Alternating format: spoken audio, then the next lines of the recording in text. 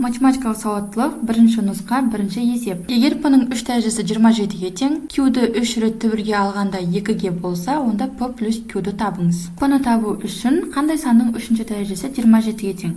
Яғни 3 санның 3-ші дәрежесі бізде 27-ге тең. Теңдеудің екі жағында 3-ші дәрежелі түбірге алсақ, түбірдің қасиеті бойынша p3 бөлінген 3 тең 3-тің 3-ші дәрежесі бөлінген 3. Сонда 3 пен 3-ті қысқартсақ, p-ның 1 дәрежесі тең болады 3-ке, яғни p тең 3-ке. Енді q-ді табуымыз керек. Бір түбірден құтылу үшін теңдеудің екі жағында квадраттауымыз қажет. Сонда бізде 3 түбірдің астында q тең 2. Ең соңындағы түбірден құтылу үшін, яғни екі жағында квадраттаймыз. Сонда бізде квадрат пен түбір жойылады да, 2 рет түбірдің астында q тең болады 4-ке. 2-ның квадраты 4. Енді осы тәсілді тағы да қайталаймыз. Яғни екі жағында квадраттаймыз. Сонда бізде екі түбірден квадрат пен түбір жойылып, бір түбір қалып, түбір астында q тең 4-тің квадраты 16.